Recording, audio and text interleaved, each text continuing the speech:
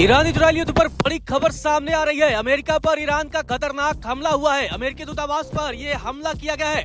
Kuwait में Iran का जबरदस्त हमला हुआ है। यूएई हमलों की चेतावनी भी है। ईरानी हमलों से दहल गया है कुवैत। आपको बता दें कि अमेरिकी दूतावास पर यह हमला किया गया है।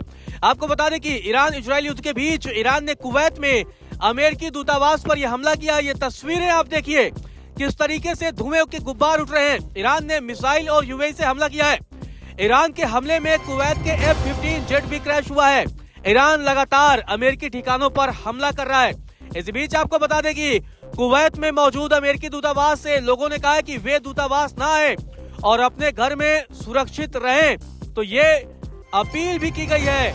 आपको बता दें कि कुवैत में यूएस एम्बेसी ने सोमवार को ये बयान भी दिया है और कहा कि लोग एम्बेसी में ना आए क्योंकि लगातार ईरान हमला कर रहा है। एएफपी के सूत्रों से जानकारी सामने आ रही है कि कुवैत सिटी में यूएस एम्बेसी से धुआं उठता देखा गया है।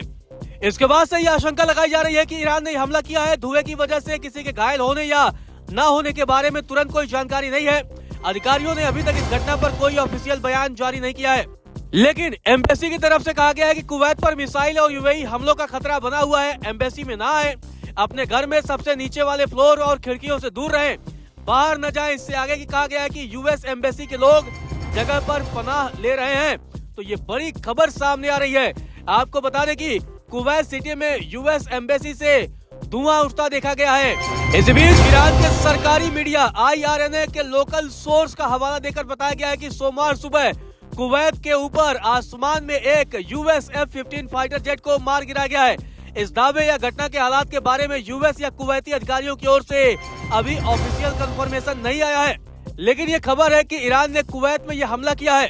हालांकि F-15 के बारे में अभी ये नहीं कहा जा रहा है कि यह विमान अमेरिकी था या इजरायली, क्योंकि दोनों देशों की वायुसेना इस फाइटर जेट का इस्तेमाल करती है। सूत्रों का दावा है कि पायलट को सुरक्षित निकाल लिया गया है, लेकिन ये बड़ी खबर सामने आ रही है।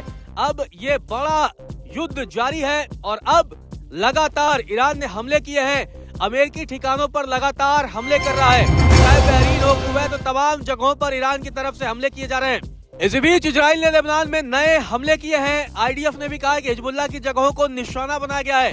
इजरायली डिफेंस फोर्सेज यानी IDF की तरफ से कहा गया है कि उसने लेबनान में हवाई हमलों का एक दौर किया है। सेना ने बताया कि निशाने पर देश के कई हिस्सों में हिजबुल्लाह की जगहें जैसे हथियार डिपो और दूसरे इंफ्रास्ट्रक्चर शामिल रहे।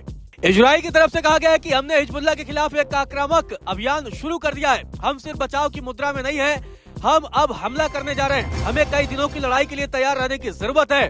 हमें मजबूत बचाव की तैयारी और लगातार हमले की तैयारी की जरूरत है। इजराइल ईरान युद्ध के बीच आपको बता दें कि इजराइल के स्वास्थ्य मंत्रालय ने कहा है कि ईरान युद्ध के होने के बाद से 777 लोग अस्पताल में भर्ती हैं। स्वास्थ्य मंत्रालय की रिपोर्ट है कि शनिवार को ऑपरेशन रोरिंग लाइन शुरू होने के बाद से 777 लोगों को अस्पताल पहुंचाया गया है, जिनमें से 86 अभी अस्पताल में भर्ती है। 4 की हालत गंभीर बताई जा रही है। गौरतलब है कि ईरान इजराइल युद्ध लगातार अब खतरनाक मोड़ पे जा रहा है। ईरान की तरफ से भी लगातार पलटवार किया जा रहा है। इसी बीच अमेरिका के राष्ट्रपति डोनाल्ड ट्रंप ने 3 सैनिकों के मारे जाने की बात को स्वीकार किया है। इसके अलावा 5 सैनिक घायल हुए हैं। ये सैनिक कुवैत में रसद इकाई का हिस्सा थे। इसके अलावा ईरान ने जवाबी कार्रवाई में मध्य पूर्व में स्थित 27 अमेरिकी सैन्य ठिकानों पर मिसाइल और ड्रोन से हमले करने का दावा किया है, जिसमें कतर, बहरीन, यूएई के बेस शामिल है। हालांकि इन हमलों में कितना नुकसान हुआ है, इस बात की जानकारी अभी तक सामने नहीं आई है। वही बताया जा रहा है कि अमेरिका और इजराइल के हमले में मिडिल ईस्ट के कई देशों में भारी नुकसान हुआ है।